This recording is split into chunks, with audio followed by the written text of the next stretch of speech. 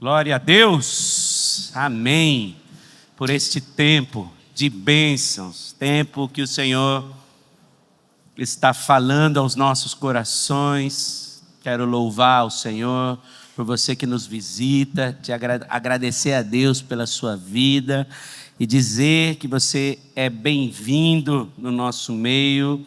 Nós somos uma comunidade, uma igreja cristã, bíblica, pautada na palavra, servindo ao Senhor, amando pessoas e consolidando a fé daqueles que já conhecem o Senhor Jesus. Amém?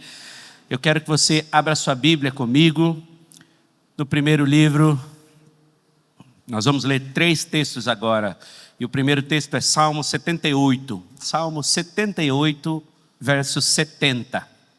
Deixa ele abertinho aí, presta atenção, amém? Presta atenção aqui em mim, rapidinho. Nós estamos em uma série de mensagens. Só quem está comigo aqui, em nome de Jesus. Quem é a série? É a jornada de... Oh, glória! A jornada de Davi. E nós estamos numa série muito importante, mas ela é muito importante porque ela forma o nosso coração. Ela forma o nosso coração tendo em vista que ao olhar para Davi, nós não vemos um homem perfeito, nós vemos um homem possível, alguém que teve as suas lutas e as suas dificuldades, mas trabalhou com elas e aprendeu a ser um rei que fez e executou o seu trabalho, levando em consideração as suas dificuldades. A série de Davi é uma série que nos leva a sermos bons, apesar de nós mesmos. Porque o que eu gosto da história de Davi é que a Bíblia é tão honesta conosco que ela não esconde as falhas desse homem, mas ela mostra um caminho, uma jornada. Amém? Então eu estou na 3ª mensagem, né? A semana passada, quem pegou o seu barco e veio para a igreja? Quem pegou o seu barco e veio para a igreja? Porque foi só assim que a gente chegou aqui. Quem pegou o seu barco, veio para a igreja, chegou. E ainda a hora que chegou, acabou a energia. Mas nós tivemos culto mesmo assim. Alguém disse por aí, falou assim, que a hora que acaba a energia, chega uma energia na gente. O Samuel catou aquele violão e a gente cantou. E eu preguei, a minha voz quase foi, aleluia. Mas a gente estava aqui, amém? Então a semana passada nós falamos sobre Davi. E hoje nós vamos continuar essa mensagem. A minha ideia é fazer com você 4 pregações, tá bom? E para eu contextualizar você, então preste atenção que os próximos 5 minutos eu vou contextualizar você. Então você que não ouviu nada até agora vai saber o que eu estou falando, amém? Só que eu preciso da tua atenção. Ó o professor, professor agora chegou. Deixa eu falar, eu fiz essa brincadeira porque era o que eu fazia antes de... Você entendeu, né? Eu sou professor, dei aula há muitos anos. Então é o seguinte, eu estou tratando da série de Davi em um tempo específico da vida dele. Você conhece Davi das lutas, conhece ele do pecado com Betseba e um monte de coisas. Mas não é o nosso foco. O foco desse trabalho é trabalhar ou é falar de um período da vida de Davi. Qual é o período? O período é o tempo em que ele começa a fugir de Saul até ele ser coroado rei em Hebrom. É um período de 7 anos e meio, 8 anos, que os historiadores dizem que foi mais ou menos esse tempo que ele passa fugindo. Porque Davi recebe a unção de Deus para ser rei, mas Deus trabalha de maneiras diferentes. Deus unge Davi rei, mas tendo um outro rei. Alguém diz assim, mas esse Deus está de brincadeira. Por quê? Se ele unge Davi rei, era para não ter outro rei. Agora ele unge Davi rei tendo um outro rei. E este rei da situação, no caso Saul, começa a perseguir Davi. Porque ele está vendo, e é óbvio, que o Senhor tirou o reinado dele. Mas Deus não mata Saul, porque você concorda comigo que Deus é poderoso o suficiente para poder dar um infarto no Saul ali, pum, morreu. E o próximo ungido seria Davi? Você concorda comigo que Deus poderia fazer isso? Mas ele não faz. Sabe por quê? Porque Saul era pastor igual a Davi. A diferença é que Davi pastoreava o seu rebanho de ovelhas e Saul pastoreava as jumentas do seu pai. Pastores eles têm em comum. E Davi tinha um coração ensinável. Porém, lidar com o poder é uma das coisas mais difíceis para o ser humano. Era no passado e é até hoje. Irmão, o poder é uma coisa que eu e você não sabemos lidar. Você sabia disso? A gente não sabe lidar com o poder. Haja visto esse povo que o Márcio, dentre um dos bordões que ele fala, é aquele lá que subiu na folha de sulfite, tem vertigem. Subiu na folha de sulfite, tem vertigem. Está cheio de poder.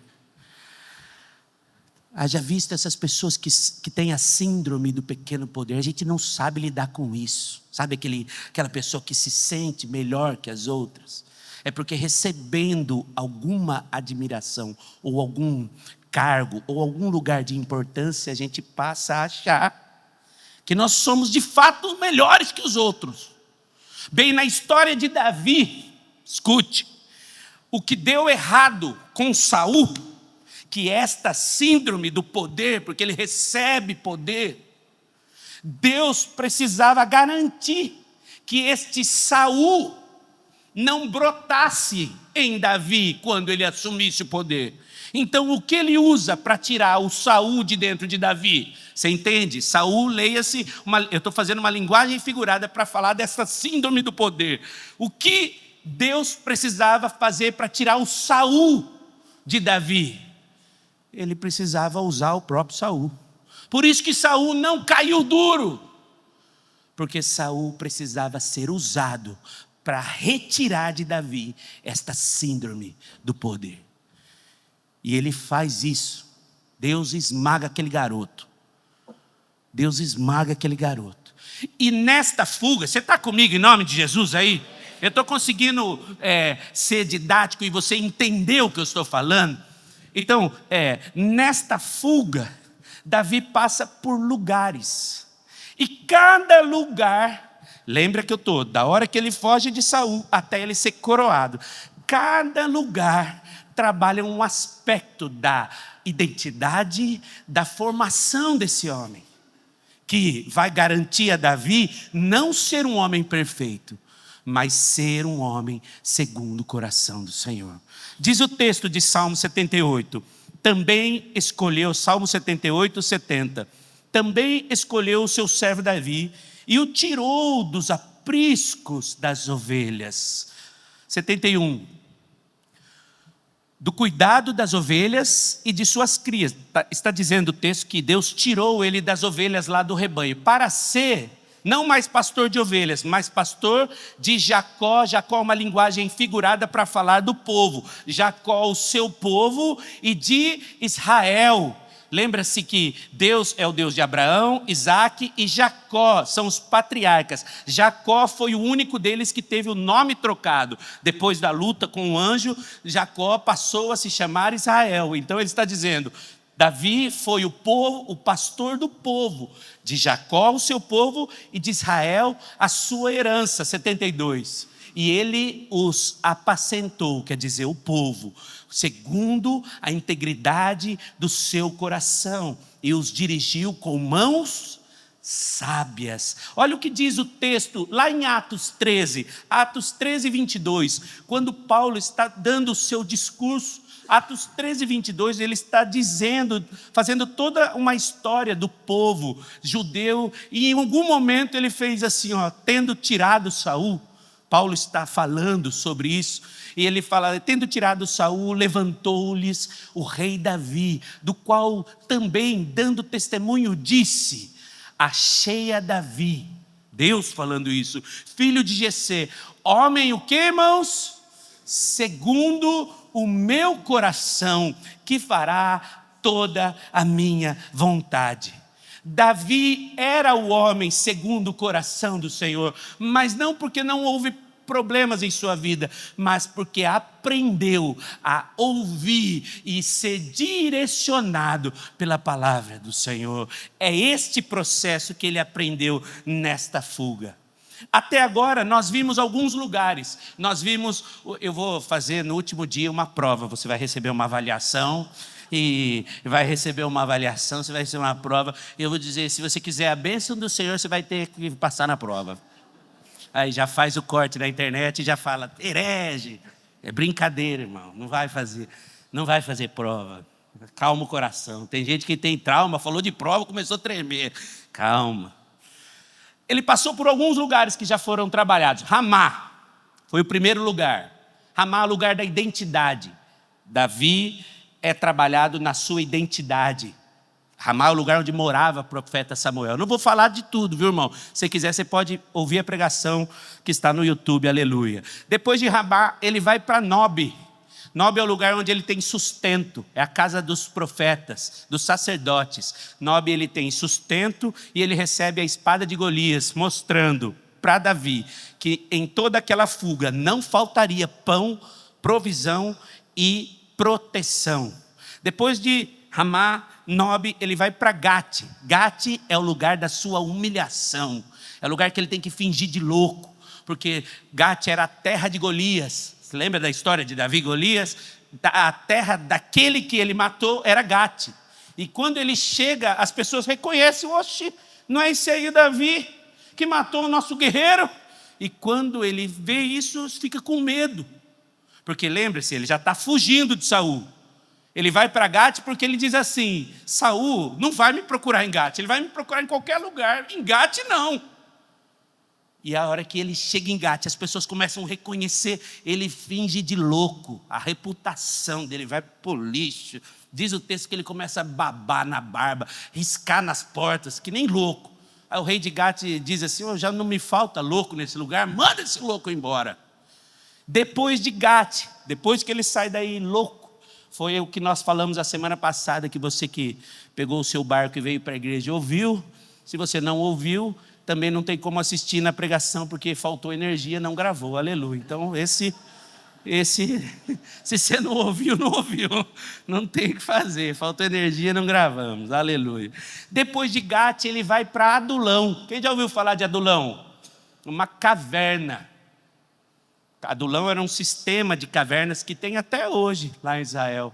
Elas eram usadas nas batalhas, era uma rede de cavernas. Adulão é o lugar onde Davi enxerga o melhor com nada. Porque dali, de Adulão, daquela caverna, irmão, bota 400 homens numa caverna, irmão. Você bota 10. Bota 10 homens depois de jogar bola num ambiente, aleluia.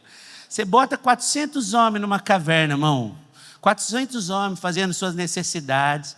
400 homens sem tomar banho ou tomando banho daquele jeito. Você imagina o ambiente, aleluia? Gostoso não devia ser, com certeza.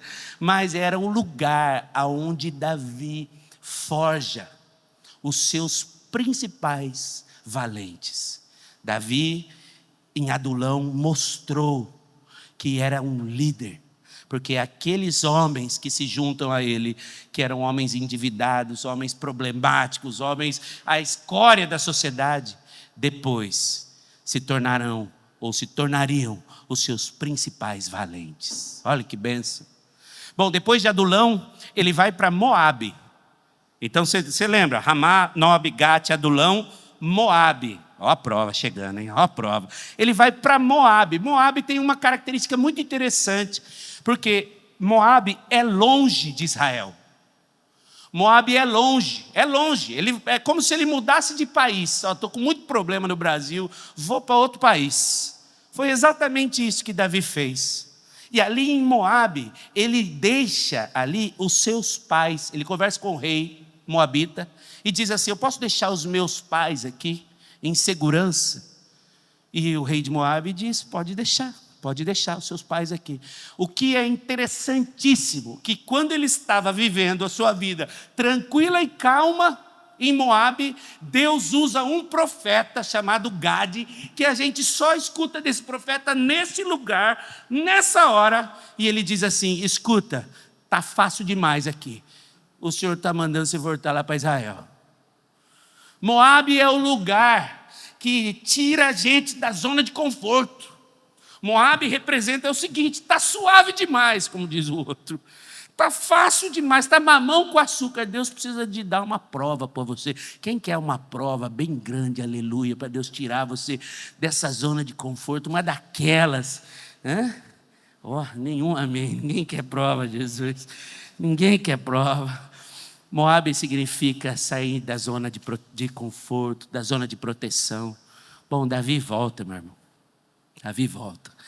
E ele volta para a cidade que nós vamos falar hoje. Eu fiz em mais do que 5 minutos, mas eu dei uma boa introdução. Você que não assistiu nenhuma pregação agora, está contextualizado? Amém? Você está contextualizado do que nós estamos falando?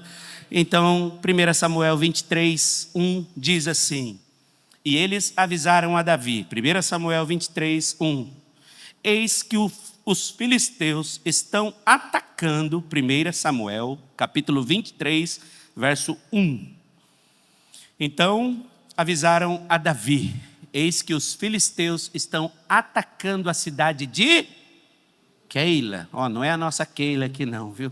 É uma cidade, a cidade de Keila. É a próxima parada de Davi, depois que ele volta de Moabe. E o texto diz que ele fica num bosque em Herete, mas é um bosque. Ele fica sabendo que os filisteus, os inimigos, estão atacando a cidade de Keila. E este é o gatilho. Davi aqui, meu irmão, não está buscando guerra. Ele não está buscando guerra. A guerra chega até ele. Ele sabe de alguma coisa. Keila era uma cidade de Judá. Localizada ali no sul. Existe um nome chamado Cefelá, que é o nome dado a ela. Era uma faixa de transição entre as montanhas de Judá e as planícies dos filisteus. Era próximo. Keila era uma cidade de fronteira. E as cidades ali de fronteira, elas vivem sob um perigo constante. Keila estava sendo atacada porque era quase que ordinário os filisteus atacando a cidade. Era uma cidade agrícola, extremamente agrícola. Era dali que o sustento de muitas das cidades de Judá vinham, porque ela tinha um solo, até hoje tem um solo bom para o plantio. Era uma cidade de produção de alimento. E ela ficava às vezes exposta por conta das rotas. Ela não tinha muita rota de acesso. Então os filisteus estão atacando ali a cidade de Keila, porque eles não estão buscando apenas uma guerra contra pessoas. Eles estão querendo acabar com uma cidade que era responsável pela economia dos judeus. Porque havia ali a quantidade grande de alimento que era dada para todas as outras cidades. O judeu está sofrendo um ataque na sua estrutura. E os filisteus estão atacando. Lembre-se que eles estão em guerra. Foi dito, 1 Samuel 23, se você continuar, o Samuel 23 é o texto que nós vamos trabalhar, tá bom? Davi consultou o Senhor, perguntando: devo ir atacar estes filisteus? O Senhor respondeu a Davi: vá, ataque os filisteus e livre a cidade de Keila. Irmão, Keila era um território do povo de Deus. Eu quero que você entenda algo aqui, que começa a se tornar algo constante na vida de Davi. O povo de Deus sendo atacado, Davi se incomoda com isso. Lembre-se que aquele menino, ele havia sido ungido rei. Mesmo o reino não sendo dele, ele cuida como se fosse. Preste atenção no que eu estou falando, porque isso vai dar a você um ensino importante. Este carro não é meu, mas eu cuido dele como se fosse. Esta mesa no trabalho não é minha, mas eu cuido dela como se fosse. Esse computador que eu uso para o meu emprego, ele é do meu patrão ou ele é de alguém, ele não é meu, mas eu cuido como se fosse. A gente tem um péssimo hábito de cuidar de maneira ruim daquilo que não é nosso. Irmãos, há pessoas que não cuidam bem nem daquilo que é seu. Irmãos, escute, em nome de Jesus, permita ao Espírito ministrar sua vida aqui. Eu tenho estado perplexo de ver como as pessoas não cuidam das coisas que têm. Uma coisa é você colocar isso em um lugar de idolatria, atrapalhar sua comunhão com Deus, você viver para aquilo, ficar perturbado se o carro está sujo. Perturbado, não preciso. Ai meu Deus, está chovendo, o carro não fica limpo. Uma coisa é você viver assim, outra coisa é você viver displicente, fazendo barulho, carro arrebentado, não sei o quê, e você não tomando conta. Veja, não é o carro, não é coisa em si, porque eu estou dando exemplo. Há pessoas que são dentro de casa, há pessoas que são com a vida. Cuidar daquilo que Deus te deu. Davi cuida do povo, mesmo não sendo rei. Davi cuida de tudo que Deus entregou nas suas mãos. Veja, escute, em nome de Jesus, eu não estou aqui dizendo, às vezes você está passando dificuldades financeiras, não pode cuidar daquilo, não é isso, amém? Eu estou falando daquele que é o famoso desmanzelado. Não, em podendo fazer alguma coisa boa, não faz. Não é por falta de condição financeira, porque eu sei, eu dei o exemplo do carro, muitas vezes você tem um problema no seu carro, mas às vezes você não pode, por estar vivendo situação. Veja que eu não estou falando disso, amém? Eu estou falando daquele que, em podendo fazer, escolhe não fazer. Aquele que diz assim, aquele que está vendo, eu fui universitário, quem já foi universitário aqui sabe, você já morou em república, só Jesus? Quem já morou em república, irmão? Sabe que a república, pelo menos era assim na minha época, eu não sei como estão as repúblicas hoje, ela era limpa, só o caminho. O caminho que o povo passava era limpinho, você ia para o lado, eu achava um nojo aquilo lá. Aí a gente discutia, você tem que limpar isso aqui, aí aqueles que não limpam. Irmãos, vou dizer para os irmãos, Davi cuidava do reino, mesmo não sendo rei. Isso precisa falar conosco. Em nome de Jesus, nós precisamos ser homens e mulheres que cuidam daquilo que Deus te deu. Sabe o que é? Eu estou falando com muito amor, com muita parcimônia, com muita tranquilidade. Não é que você, tendo problemas para cuidar das suas coisas, isso é uma coisa. Agora eu estou falando com muito amor e carinho. Você precisa cuidar melhor daquilo que Deus te deu. E eu estou falando das coisas físicas, das coisas espirituais, dos dons que Deus te deu. Você precisa cuidar da sua família. Irmãos, se a gente não cuida dos nossos, veja, eu não estou aqui dizendo, problema, todo mundo tem, tá bom? Você já entendeu que eu não estou falando daquela linha de impedimento, mas eu estou dizendo, pessoas que, em podendo estar com seus filhos, escolhem não estar. Eu posso estar, mas não quero estar. Eu posso cuidar melhor, mas não quero cuidar. Eu posso ser um melhor funcionário, mas eu não quero. Vou dizer para você, quem não é fiel no pouco, nunca terá o muito do Senhor. Essa é uma lei simples e verdadeira. Quem não cuida do pouco que tem, nunca poderá ter o muito do Senhor. Você diz, não, no exemplo da minha casa, não, eu espero um dia ter uma casa grande, e aí sim eu vou limpar, cuidar. Quem não cuida bem do pouco que Deus entrega, nunca terá o muito do Senhor. Isso é uma lei. Davi cuidava daquele reino. Quando ele vê o povo atacando a cidade de Keila, ele não era o rei ainda, mas ele agia por preocupação. Os inimigos estão atacando. Como eu vou deixar isso acontecer? E o que ele faz é consulta ao Senhor. Davi consultou ao Senhor. Devo ir? Devo ir? No versículo 2 que nós lemos, essa é uma característica que diferencia Saul de Davi. Saul ouviu o profeta Samuel várias vezes, não faça isso, ou faça aquilo. E Saul várias vezes ignorou a voz de Deus. Davi, com todos os seus problemas que tinha, todas as vezes que Deus falou, faça isso, volta, sai de Moabe, vai para cá, vai para lá. Davi, sim. Essa é a característica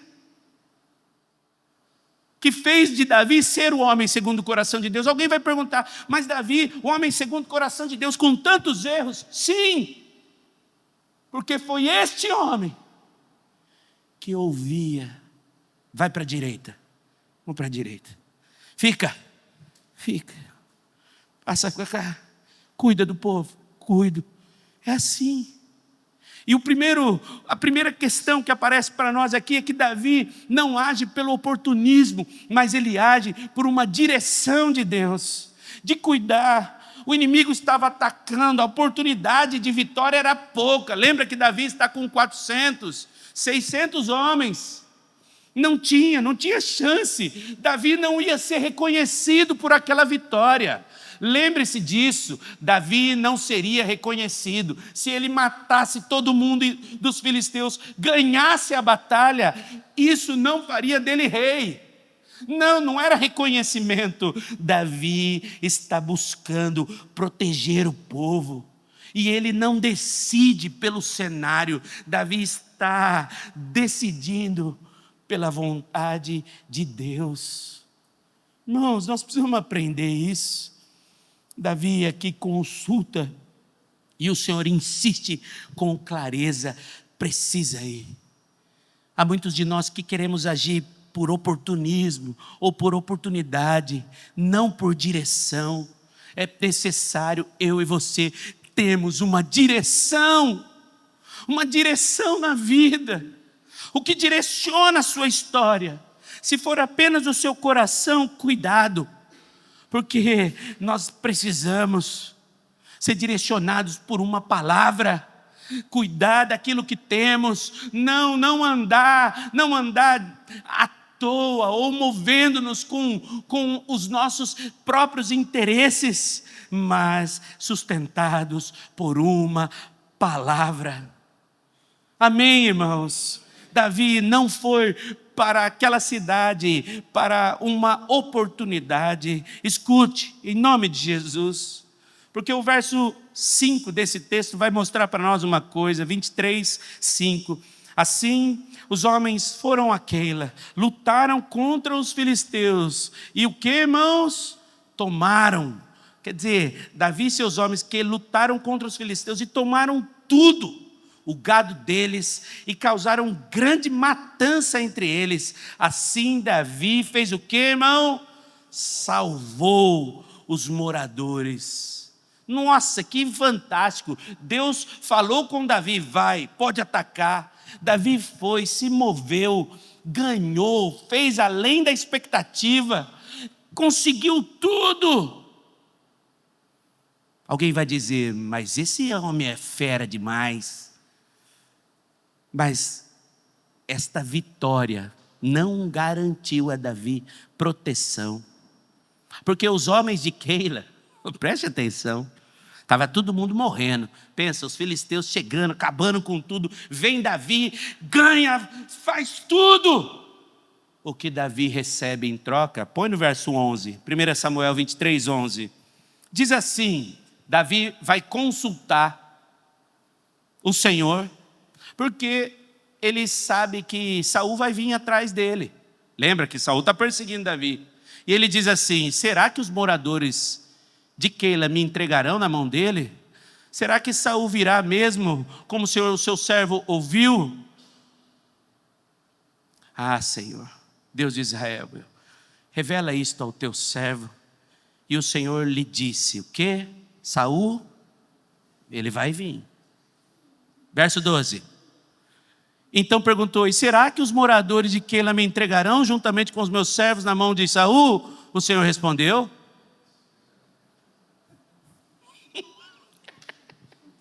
que demais. Davi, oh Senhor, eu fico imaginando, eu dou risada porque eu fico imaginando essa cena. Oh Senhor, acabei de lutar.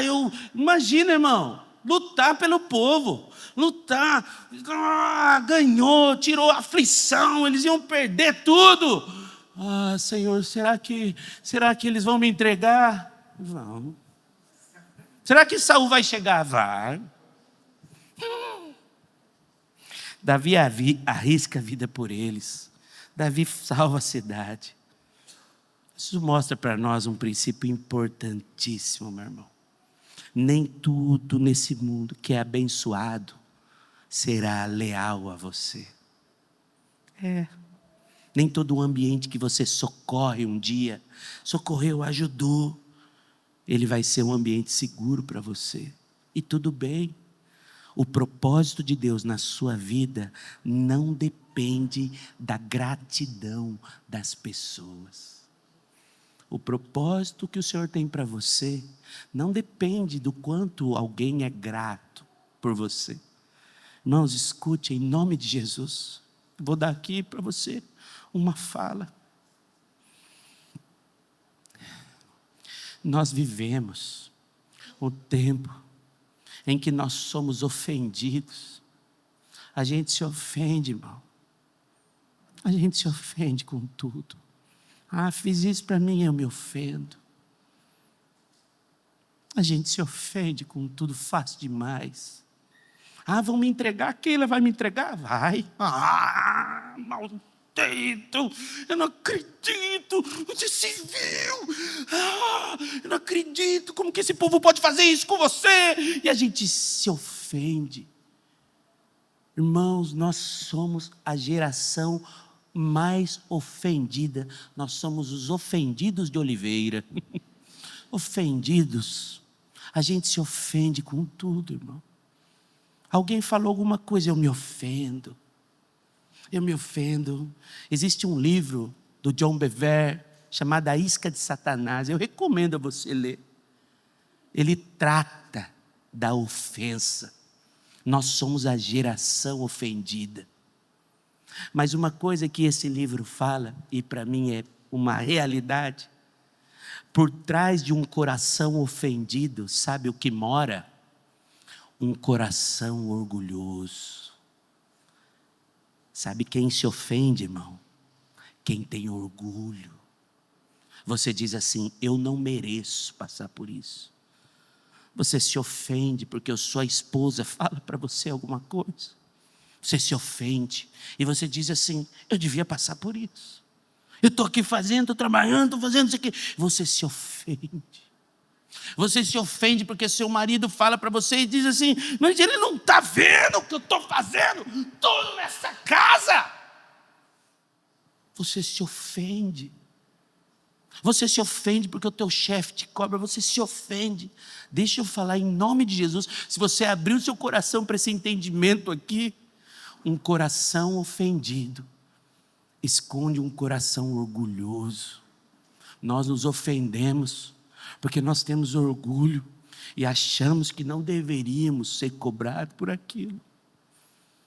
O final de um coração ofendido é um final de tragédia, é um final de divórcio, é um final de perca de emprego, é um final, se você não aceita ser ofendido, como Davi aqui, ó: Senhor, eu acabei de lutar por esse povo, eu quase morri, eles vão me entregar. Um coração ofendido.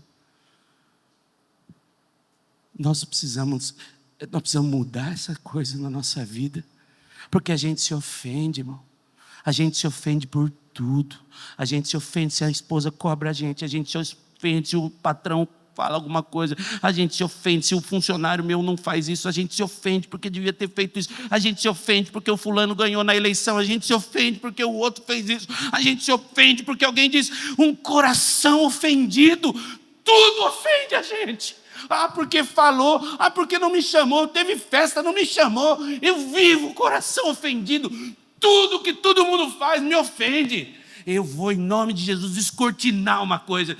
Se você tem um coração ofendido, o seu coração é orgulhoso, porque você não tem a humildade de aceitar uma palavra que vai contra o que você está pensando.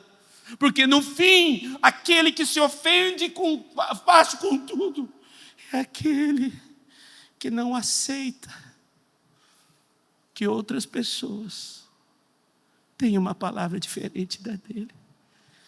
Davi fez tudo por Keila. Ainda assim, Keila entregaria nas mãos de Saul. Se você tem um coração ofendido, meu irmão, que o Senhor te livre disso nesse dia. Que o Senhor me livre disso nesse dia. Que o Senhor nos livre de um coração ofendido com tudo. E que a cobrança das pessoas, seja no seu casamento, seja na sua vida, passe a ser algo natural. Está tudo certo? Não devia ter feito assim? Tá bom. Então, vamos para cima. Porque às vezes você está gastando, escute, anos. Irmãos, há pessoas que gastam anos com o coração ofendido por causa de alguém. Há pessoas que têm mágoa de outras, que se você pergunta hoje, por que você tem mágoa? Ela nem lembra mais. Nem lembra, não sei, eu não gosto da pessoa. Não gosto porque fez isso no passado, tal. Coração ofendido esconde um coração orgulhoso. Que o Senhor nos livre de ser assim. Que o Senhor me livre de ser assim. E que o nosso coração possa ser tratado como o de Davi. Porque Davi fez o que fez por aquela cidade. Ainda assim, a cidade entregaria? Entregaria. Mas isso não o impediu de Davi continuar lutando por Keila. Porque era o seu reino. Você é orgulhoso, orgulhosa, que isso não impeça de continuar lutando pela sua casa. Se é desculpa que você precisa pedir, irmão, não perde tempo não. Perdoa.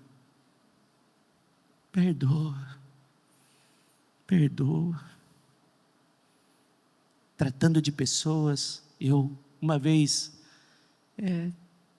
ajudei uma família, uma esposa, que por conta de um problema, o marido havia traído, ela tinha um bebezinho de 1 ano, e o marido a traiu, e ela, cheia da razão, disse, agora você vai embora, e não sei o que e tal. Aquela esposa criou o seu filho, sozinha, faculdade, o menino foi para a faculdade e tal. Um dia, eu escutei desta mulher, chorando, não é? Ela falou assim, se eu soubesse o tanto que a vida ia ser difícil sem o meu marido, ou depois desse divórcio, eu teria perdoado ele, pastor. Eu estou falando de uma mãe que largou um homem com 1 ano de idade, uma criança de 1 ano, e depois na faculdade, ela falou isso. Sabe, eu não estou falando aqui, pastor, o senhor está dizendo que então tem que perdoar tudo e todos e deixa quieto. Não é isso. O que eu estou dizendo é, muitas vezes nós estamos cheios das nossas razões e não nos importamos com as pessoas. E aquelas pessoas que estão nos atacando, elas estão atacando por medo. Elas estão atacando porque é o que elas têm. Você já coou um gatinho? Já coou um gatinho?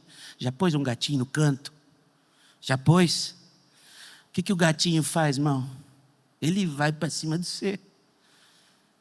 Às vezes aquela pessoa que está te machucando, ela é só um gatinho acuado.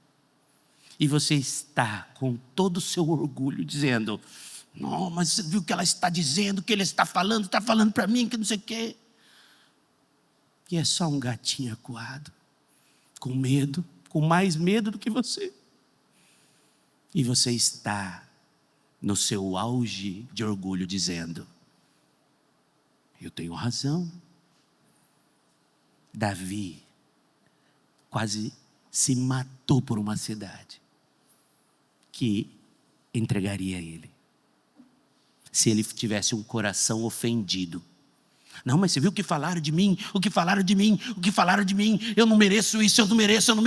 Ei, em nome de Jesus, sai desse lugar de vítima. Em nome de Jesus, sai desse lugar de vítima.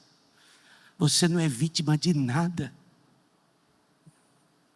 Se você está vivendo isso, o Senhor está tentando te ensinar algo. Aprenda, por favor. E se livre deste coração ofendido.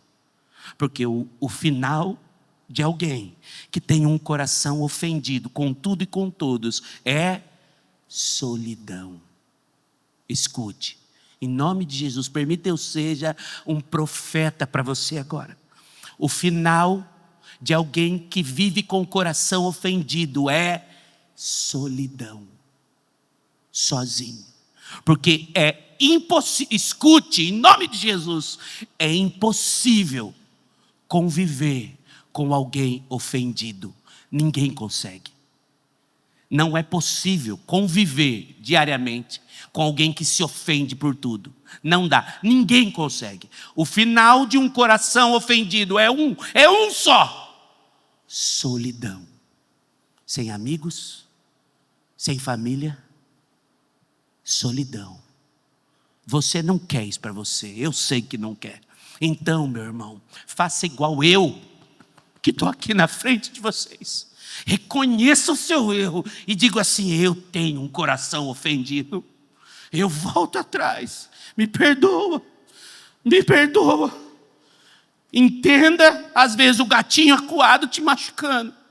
Aprenda a não se ofender. Eu matei todo mundo. Eu livrei a cidade de Keila. Eles vão me entregar? Vão.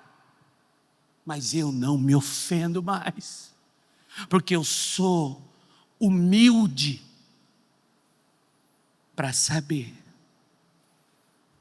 que eu não estou com toda essa moral, não. Que o Senhor nos livre de um coração ofendido, irmão. Em nome de Jesus, que o Senhor nos livre de um coração ofendido. Porque esse coração ofendido é um câncer nessa sociedade. A gente se ofende com tudo.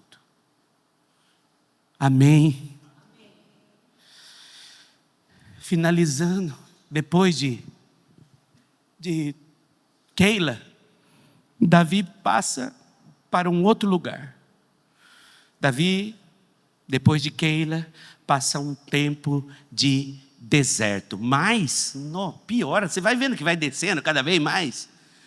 Davi, Adulão, Moabe, vai piorando. Você fala assim: não, agora vai dar certo. Keila, ele livrou a cidade, maravilha. O que vai? Deserto. Piora, vai piorando, é uma escada para baixo, Jesus.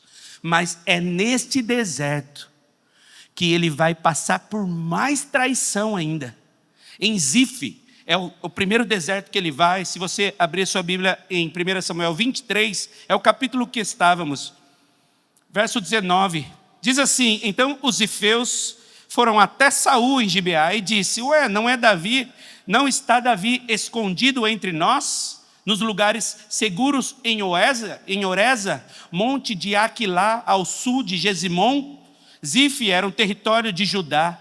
gente da mesma tribo, escuta, gente da mesma tribo de Judá era Davi, e Davi foi entregue, quebrando a expectativa que ele tinha. Não, o meu povo vai me proteger. Keila, eles não eram da tribo de Judá, mas os zifeus da minha tribo, gente da minha gente, entrega do mesmo jeito. Aqui nós precisamos entender que o fundamental da caminhada é estar do lado do Senhor, é estar do lado de quem te chamou, e ainda que os momentos você passe sozinho. Deserto é isso, é lugar de estar só muitas vezes, é lugar de estar quebrado. Nem todo mundo que está próximo a nós é leal a nós, e está tudo bem. Proximidade não é garantia de aliança. Os zifeus entregaram Davi de novo. Mas Zif não foi o único deserto que Davi esteve. Davi esteve em um outro deserto chamado Maom. Maom, preste atenção, 23, capítulo 23, verso 26. 1 Samuel 23, 26.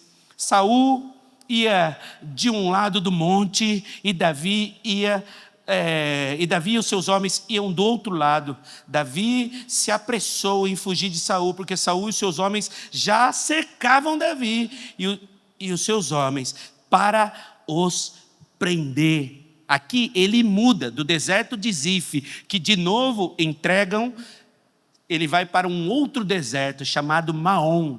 E este lugar é o lugar da pressão extrema, porque eles estão em uma caverna, chegaram. O texto todo, que eu não tenho tempo para ler, do capítulo 23, mostra que Saul pega 3.000 homens, escute, 3.000 homens, e cerca a caverna.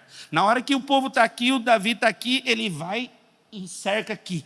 E na hora que eles vão vindo, ele cerca para o outro lado.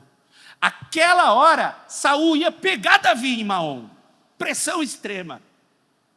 O que acontece é no verso 27 desse capítulo, mostra que Saul foi impedido. Então veio um mensageiro, olha lá, dizendo: venha depressa, porque os filisteus invadiram a terra. Saul ia pegar Davi ali. Veio um mensageiro: os filisteus estão lá do outro lado, invadiram a terra, vamos depressa. O 28 diz o quê? Por isso Saul desistiu ali de perseguir Davi, foi lutar contra os filisteus. Há invasões na vida do povo de Deus, que às vezes é permissão do Senhor, para proteger o servo dele. Deixa eu dizer para você, meu querido irmão, os desertos são lugares da intervenção de Deus na nossa vida. O limite do ser humano é testado. Quando parece o fim, ainda Deus permite mais pressão, porque Ele controla o resultado. Esse lugar de deserto é o lugar que nós somos forjados. E Davi foge mais ainda. Foge mais ainda. Escute, eu vou encerrar com isso aqui. Existe um próximo deserto, já no capítulo 24. No 24, capítulo 24, no verso 4. Então os homens de Davi lhe disseram: este é o dia em que o Senhor lhe disse: eis que entrega o seu inimigo nas suas mãos, e você fará o que quiser. Então Davi se levantou, sem ser notado, e cortou a ponta do manto de Saul. Esse capítulo 24 é espetacular, porque ele está num novo deserto chamado En-Gedi. É um novo deserto, lembra? Zif, Maom e En-Gedi. Prepara para a prova, em nome de Jesus. Está na prova. Quem está anotando vai passar, quem não está já sabe. Zif, Maom, En-Gedi. Em deserto de En-Gedi acontece uma coisa fenomenal. Davi de novo sai fugindo, e Saul recebe informações privilegiadas. Davi está naquele deserto lá. E Saul diz, então, ele pega novamente os 3.000 homens e vai atrás de Davi com toda a comitiva. Eu preciso matar esse garoto. Aí ele fala assim: pausa, porque o Saul precisa fazer as necessidades reais. Saul então para um tempo, para toda a comitiva, e entra numa caverna para fazer as suas necessidades fisiológicas. Davi estava no fundo dessa caverna, cidadão. E tem a oportunidade de pegar o Saul literalmente com a carça na mão. Ai, Jesus, eu estava esperando para falar isso aí. Saul estava lá, irmão, completamente exposto, literalmente exposto, fazendo as suas necessidades. O servo de Davi diz assim: cara, Deus entregou, Deus é contigo mesmo, cara, Deus entregou o cara na tua mão. Olha lá, está lá fazendo cocô, está lá. É hoje, é hoje. Davi diz: é espetacular isso. Eu jamais tocaria. Saul, meu irmão, a gente não mata. Saul a gente entrega na mão do Senhor. Saul se mata sozinho. Sabe essa pessoa que está perseguindo você? Você não mata ela. Você não fala mal dela. Você não faz isso. Porque Saul, então eles disseram: hoje é o dia. Hoje é o dia. Hoje é o dia. Olha o que Davi respondeu. Porque estou dizendo, Saul não mata. Olha o verso 5. Mas Davi ficou com dor no coração por ter cortado a ponta do manto de Saul. Davi ainda não só não fez, mas ele não só não aceitou matar Saul, como ainda fica com dor no coração de ter cortado a ponta do manto dele. Davi diz assim: eu jamais tocaria em Saul. Aqui, nesse lugar, eu estou encerrando, amém? Está comigo até agora? Aqui nesse lugar, é uma das maiores provações de Davi que ele passou na fuga dele. Sabe por quê? Porque aqui, ele é tentado a se transformar no rei que ele perseguia. Porque se ele mata Saul, ele se tornaria um Saul. Ele se tornaria igual, que é o quê? Eliminando ameaças. Davi se submeteu e entendeu que Saul morre pelas mãos do Senhor, jamais pelas minhas mãos. Essa pessoa que está me perseguindo não é pelas minhas mãos. Saul não morre pelas mãos de Davi, nunca. E a tentação aqui é de que Davi se torne aquilo do que ele está fugindo. Davi não vai se tornar como Saul, porque ele tem uma prova. Ele diz: eu tenho o Senhor. Romanos 12, 19 diz assim, Romanos 12, 19 diz: não façam justiça com as próprias mãos. Meus amados, não façam justiça com as próprias mãos, mas deem lugar à ira de Deus. Deem lugar ao Senhor, deixa que Ele demonstre a ira, porque está escrito: a mim pertence a vingança. Tem muita gente querendo matar Saul hoje em dia. Você entende essa linguagem figurada? Tem muita gente querendo acabar com aquilo que está te perseguindo. Cuidado, meu irmão. Saul não morre pela mão de Davi. Saul se mata nas mãos dele mesmo. Porque na verdade esse é o final trágico de Saul. Saul está numa guerra contra os filisteus. Isso vai acontecer no final do capítulo. Já está chegando. Semana que vem é o último ponto dessa jornada. Saul está lutando. E ele diz ao seu escudeiro, porque já viu os filhos morrer, está tudo acabado: me mata, escudeiro. E o escudeiro faz o quê? Se você quiser saber, você vem a semana que vem, aleluia. A questão aqui é entender que domingo, que o Davi não se torna igual a Saul. Ora, pelos desertos, eu fiz um resumo. Pelos desertos, Zif denuncia Davi a Saul. Pelos desertos, que ele passou nesse capítulo 23, 24, 25, 26 e 27.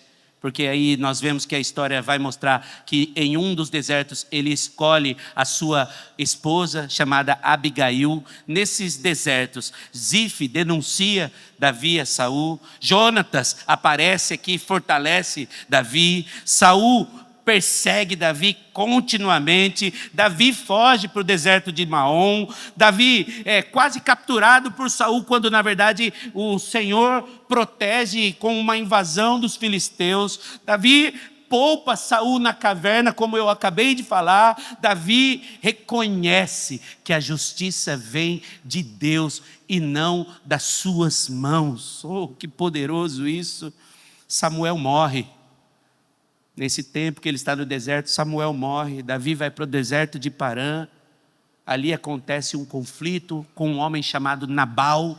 A sua esposa Abigail apazigua toda a situação. Nabal morre e Davi toma Abigail como sua esposa. Davi, em Zif, poupa a vida de Saul por uma segunda vez. E Saul reconhece o seu erro. Davi perde a sua confiança na reconciliação. E depois, escute, nós estamos partindo para o final já da jornada. Depois dos desertos, sabe que para onde ele vai, que é a semana que vem? Ele volta para Gate. Porque nós vamos ver isso daqui semana que vem. Estou de saco cheio. Ah, Deus, estou de saco cheio. Eu não aguento mais isso aí não. Eu não aguento mais essa converseira, eu não aguento isso aqui, eu estou de saco cheio. O que Davi faz? Gate, a segunda temporada. Ele volta para Gate, que é exatamente aonde a gente começa a semana que vem. Irmãos, você pode se colocar em pé? Encerrando aqui, Keila é o nome da cidade. Davi ali, o grupo de louvor pode ir à frente, nós vamos orar. Davi não age pela oportunidade, mas ele age pela direção do Senhor. Fazer o certo não garante reconhecimento, mas tira o seu coração ofendido. Keila, a cidade de Keila marca uma transição. É quando Davi passa a começar a olhar, não sou mais um fugitivo apenas, mas eu sou um líder dessa nação. Eu vou lá, mas o que esse povo está querendo aí? Eu não sou rei ainda, mas eu tenho um zelo. Aqui é a transição. A cidade de Keila marca uma transição. Davi não se vê mais apenas como um líder apenas, um comandante militar. Ele começa a dizer, estão invadindo lá? Agora eu tenho uma mentalidade já de rei.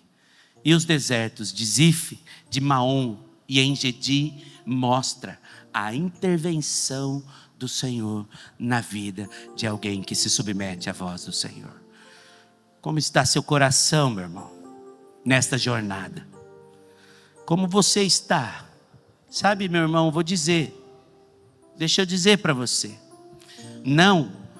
nenhuma destas fases, escute aqui, em nome de Jesus, nenhuma dessas fases deve te desanimar.